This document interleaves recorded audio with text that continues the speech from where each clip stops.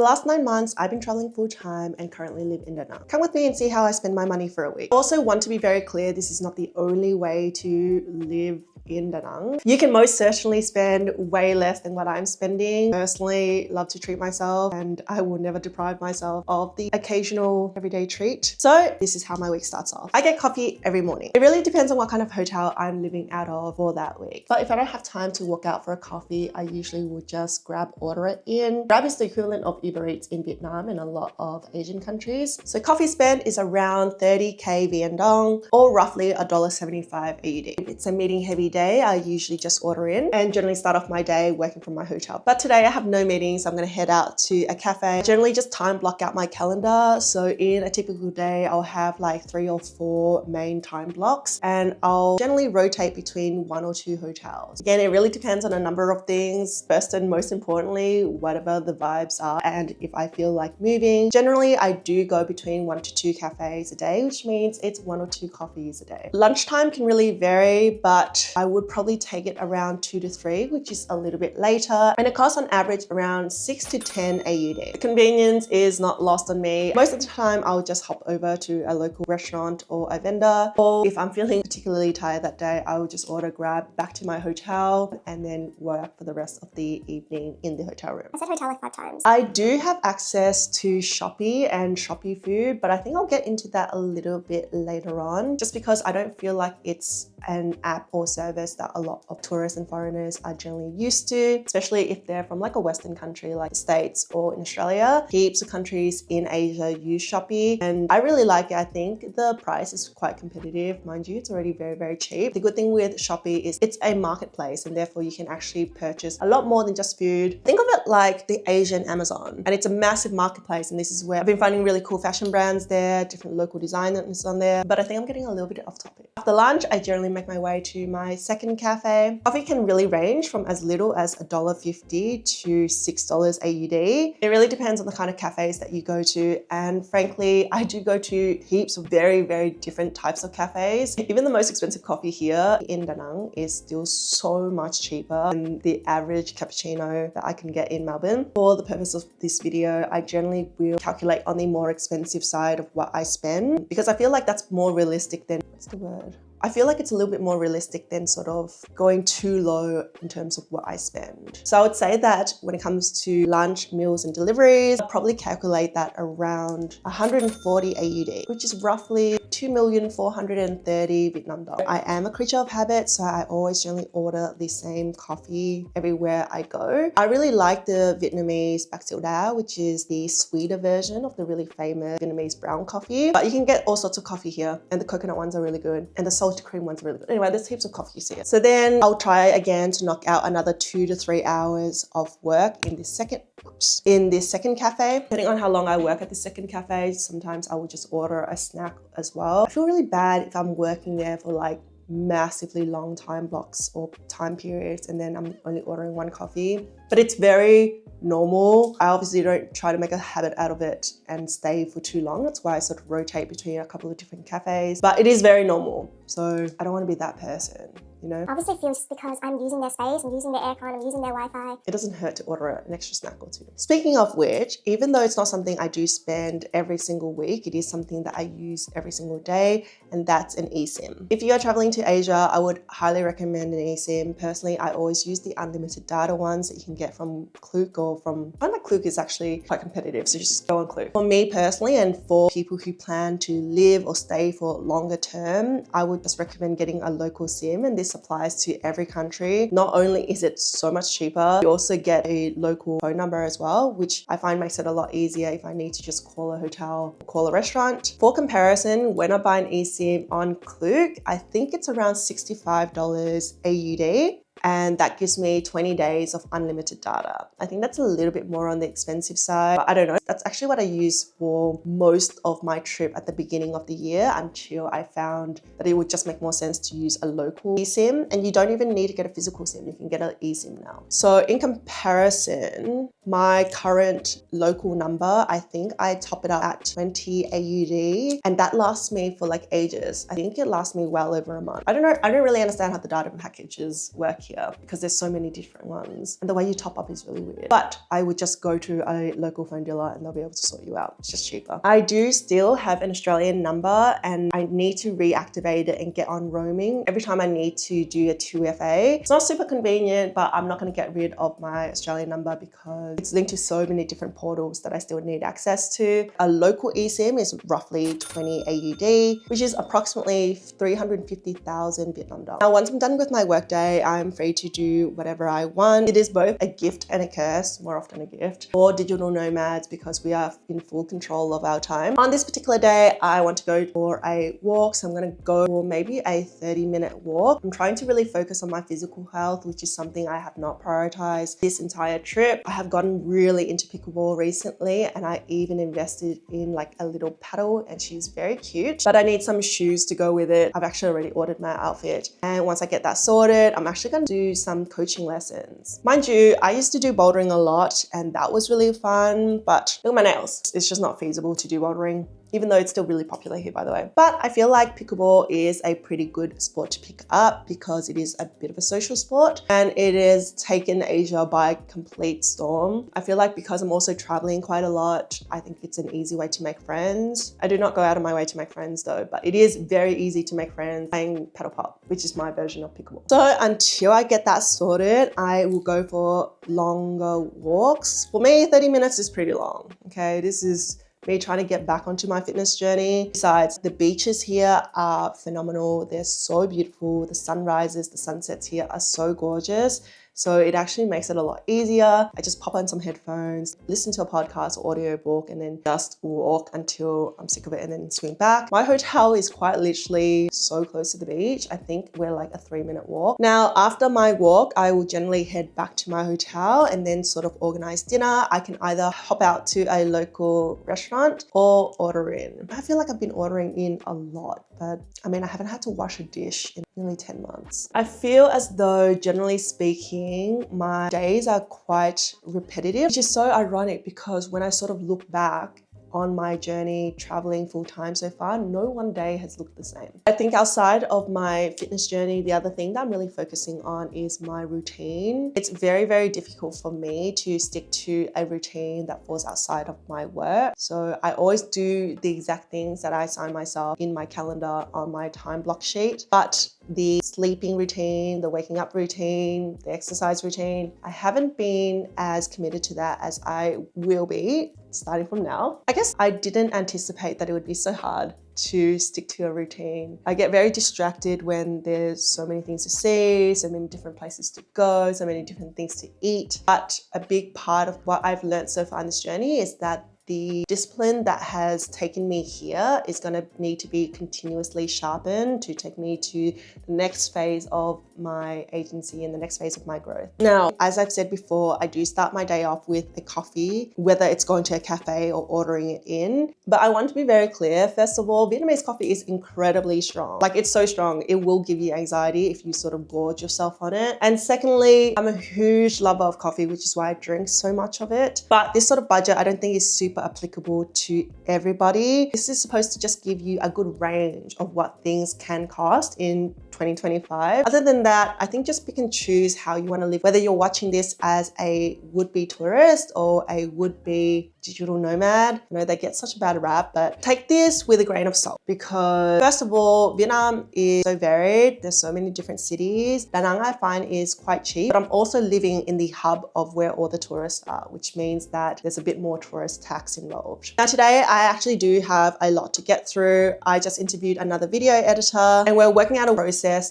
to work together. And I feel like I've had a lot of experience with that since this year. I've grown my team to around 4, including the part-time video editor. But on days like this where, you know, it's just a little bit more intensive with the meetings or the ad hoc work, I try to just latch myself down to either one cafe or work predominantly within my hotel room. Whilst I still think it's so romantic to work from cafes and find new cafes, it does take up a lot of energy and time. So I want to be completely real with you. Starting to get to a point where I can appreciate that there's a lot of excess or time wasted in doing that, and not to mention money. I have been seriously considering looking into a co-working space. So if you have any suggestions, that would be great. I think I really crave routine now. So having a space that I go to every day would be ideal. The only problem is so many co-working spaces just do not have good coffee. I should just build a co-working space. Anyway, I think I understand the routine does breed discipline, or at least it very much helps with your discipline. And so whilst this working from cafe routine is so whimsical, I can see that I would be a lot more productive if I just stuck to one place that wasn't so distracting. No day is really the same, especially when it comes to just like lunch times and meal times. I'm a lot better now because in the past I used to eat one meal a day around like 8-9 p.m. No joke. It is not healthy. It's not something I recommend, but I was grinding a lot and it's just something that I had to do well, I didn't have to do it. I just actually forgot to eat. Anyway, I'm a lot better now. I do eat at least 2 meals a day. Worst case, I do eat one large meal around 6, but my girlfriend doesn't let me do that anymore. Now, if I calculate that on the high end, I would be looking at a meal around $8 to $10 AUD, and that's like a more expensive meal. The average meal is actually a lot cheaper, but if I sort of round that out and I do eat 2 meals a day, I would be looking at roughly 140 AUD a week. And I do want to stress that this sort of weekly budget when it comes to food and coffee does not need to be this high for you. It could be a lot lower. You could be a normal person and just drink coffee once a day and have a very decent, fulfilling meal at a local food store. I just like to mix it up. I don't know. $140 a week on food, again on the high end that I'm calculating, is still a lot cheaper than what I spent in Melbourne. And back then I had to cook and clean after myself. So $140 AUD is my weekly budget for food, and that works out to be 2,430 Vietnam dong. I'm just reading off my sheet here. I'm pretty sure that's accurate. Anyway, I'm gonna walk for a little bit longer today because I had such an intensive work day and I just have a lot on my mind. I also need to consider all the things I still need to follow up in the evening, because even though I wrap it up with work. No, I did the wrap your ears wrong. Even though I wrap up with work around the same time as my Australian counterparts, because a lot of my clients are in Australia, I still technically work when I come back to the hotel. It actually never stops. I don't know if I mentioned my hotels. Mind you, I've stayed at some beautiful bougie hotels, especially when I was in China. This hotel in Suzhou, it was so beautiful that I genuinely felt like I would be okay if we just stayed in this hotel the entire trip. We didn't. We actually did explore Suzhou, but it was so beautiful. So I've stayed in amazing hotels and I've stayed in not so great hotels as well. For the most part, I think I would split my accommodation as 85% hotels and 15% Airbnbs, but it's because I sort of bottom weight. Is that what it's called? I front weight a lot of my budget towards accommodation because I like a nice accommodation. Mind you, the hotel that I'm staying in at the moment is more of an apartment, a little bit bigger than a hotel. It's got like a living space here, a work desk, dining area, a kitchenette, and the bedroom is just behind me. But it's not a 5-star accommodation. It does have everything I need and I don't mind it. One of the best hotel locations I've been in Danang based on the price point. For 9 nights at this particular hotel, I paid $462.40. I did stay at the Radisson Red series earlier, so last week, but I hated it because the pillow was really weird and I found that the art direction was really, really strange. But for 5 nights there, I paid $699.73. So it was a lot more expensive there. It was a lot smaller there. It was directly beachfront though, but I don't think it was worth it. I really, really hated the art direction in that hotel. There is a billion different resources that you can go and different websites that you can learn how to hotel hack and use your points, etc. I honestly just use booking.com because I find that it's like most convenient, especially if there's a problem and it's a lot easier to deal with them.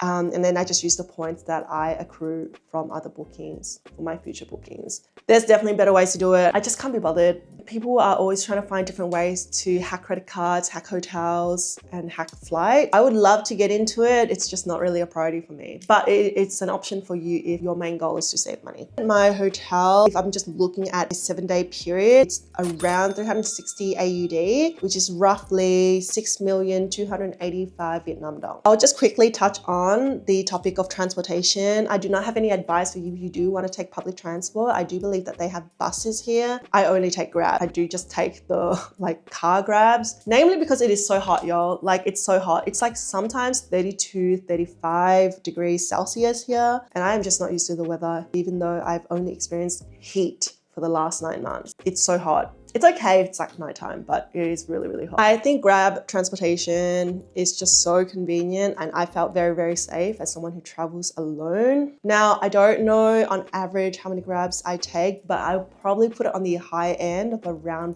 5 to max 6 Grabs a day. And I think it totals around like $8 AUD. They do add up, even though they are very, very convenient. And the reason I take so many is because I'm sort of traveling around and if I need to run errands. The other thing I should also note is the reason I think $8 is actually pretty reasonable in terms of the average cost of what I spent a day and therefore throughout the week is because I don't really go far. Danang, for me, I only need to go to very specific places, and it's all sort of in like a hub. Now, if I was to go from Danang to Hoi An, I believe it is around 300,000 Vietnam dong, which is around $20 AUD, and that's one way. It's around like 30 to 35 minutes from here to Hoi An, but I already did that. I already stayed there for 2 nights and I found it to be so beautiful. We stayed in like an amazing villa, but outside of that, there wasn't really much to do in Hoi An, and whilst I'm glad I went and I'm glad that I got to experience my little tangled moment. Now, Grab rides for the week, I would work it out to be approximately $56 AUD, which is around 977,000 Vietnam dong. I feel like no one talks about this, but laundry. Like I've been traveling full time for so long that laundry is something I think about all the time, but no one talks about it. I'm not gonna pay hotel laundry. That is the hill I would die on. Anyway, back to my point. When I was in China, there was no local laundry shop to get my clothes washed. There weren't any wash and goes either, which was so difficult. Like, how are people washing their clothes? Like, if you're traveling there. Anyway, I did sort it out. I think I managed to find like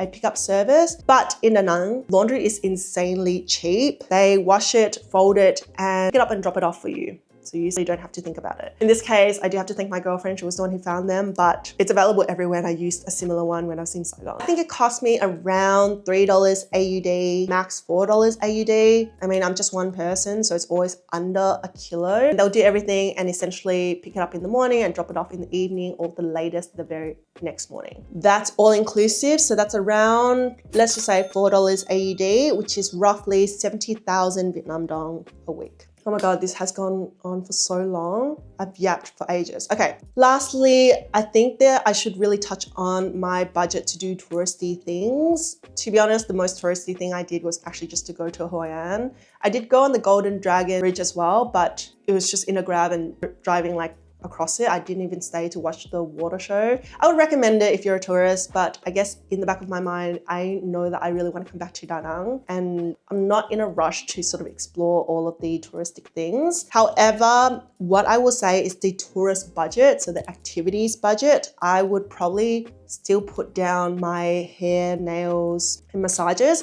but because I don't do my nails like every week, I'm just gonna focus on massages. It seems a little excessive, but I do get 2 massages a week. I do get a full body massage twice a week. I'm actually going today. Massage spa parlors, massage parlors do vary in pricing, and if they're in like the tourist hub, they're a little bit more expensive, but I sort of pay anywhere between 30 to 40 AUD for like a 60 to 90 minute massage. To be honest, 90 minutes is very long and 2 hours is way too long. So if I were you, I'd probably just go for like an hour. I have very, very painful chronic neck pain. So I used to have a remedial masseuse in Saigon, but here, because it's a little bit harder to find, I just settle for like a full like oiled down body massage. And it does the job for me. So like I said, I do get it twice a week. So roughly I spend around 80 AUD, which is approximately 1,372,000 Vietnam dong. Just on massages. I mean, it's a self-care budget. All in all, this is my budget for the week. I would say it's pretty much on the very high end for someone who I would consider myself to be quite high maintenance. Again, I haven't even really explored my full monthly budget where I do other beauty treatments, but insofar, I'm aware that this seems pretty excessive for a city like Danang, especially since Vietnam is like one of the cheapest countries to visit, to live in. But I stand by the fact that I work very, very hard, and I did not work this hard to track every dollar like it owes me something. I've always known the kind of life that I wanted. And whilst this life does not include luxuries like penthouse living or a really raging sports car in the garage, it does afford me the comforts that I find is worth the time and money spent to achieve it or attain it. And it's very, very important to note that this is well within my means. I think there's a lot of pressure when you're young to keep up with the Jones or keep up with the Kardashians. But as you get older, you sort of recognize and realize what is actually important to you. And so I'm living my truth, man. Like, I feel very grateful that I get to live the life that I do, whilst also knowing full well and being very aware of the fact that I put in a lot of work to achieve this, and I still need to put in a lot of work to sustain it. On top of that, doing the work that I do also helps my team that I've built, who trust me to continue to bring in work so that they can support their families. So in every which way, even though I definitely work a lot longer than my average 9-to-5 job, way longer hours. I don't know why we're glorifying that digital nomads get to work on laptops at the beach. Working on laptops at the beach is silly because the sand will get in the keyboard. My point is, I am privileged, I am very lucky, but all of this is engineered, and whilst this is my dream life and so much better than I could ever have possibly imagined, I do not want to sell you the snake oil that there is no work involved. And anyone trying to sell you a course that you can learn in 12 weeks for a down payment of $5.99 is lying to you, and they are scammers. There are a billion freaking courses on how to become a digital nomad, but I will give it to you straight. Being a digital nomad is a job, and you still need to put in work, and the work requires skills. So it doesn't matter what it is that you do, you can do anything. I think the hype used to be, well, like marketing, and the current hype is like UGC. It could be anything, but be for real about it. Find a need and fulfill that need. Find a problem, provide a solution to that problem, like a real problem, not something that some passport bro is selling you. And I'm in no way trying to deter you from becoming a digital nomad. I'm so impassioned about it. I think the fact that I can do it means it is fully accessible. Like, I know I'm special, but I'm not any more special than anybody else. And it is one of my biggest goals to, I guess, broadcast this message that it is so possible. But I guess my problem is, and I'm genuinely not trying to gatekeep, I don't want to tell you how I did it, because this is not the only way to do it, and it's not even a very sustainable way to do it. Like I said, I do own an AI automations agency, but I don't see it being a good business model even just this time next year. So like, we're still trying to pivot. Like, there's just a lot of things going on as well with AI. So even though it seems very enticing, it seems really romantic, if a digital nomad is telling you that it's easy, they have something to sell you. And if they're trying to sell you, like, run the other way. But it's not difficult either. I need to work out a way so then I can talk about it without feeling like I'm selling you something. I can guarantee you that there is no course I will ever sell you on how to become a digital nomad or how to start a business overseas so you can work remotely. If I was giving advice to me now, I would not tell her to start AI automations agency. It's like more of a short-term catapult into traveling, but it's not sustainable. Anyway, the only thing I want you to take away from this is, one, this is the average of how much it could cost. This is still on the high echelon of the weekly budget that someone would need to spend a week. It's still cheaper than my Melbourne rent. Like, I was paying like crazy. Melbourne rent, including like bills and stuff, like, it's still cheaper. I could probably pull back and spend a little bit less in certain areas, but I don't want to. And two, you don't have to do what I do to get to where I am. You can find another business model that's a lot more sustainable. Providing a service, like a tangible service, is helpful. But the one key thing that I want you to take away from this is that you need discipline, drive, and just sheer delusion to make this work. It can work. It is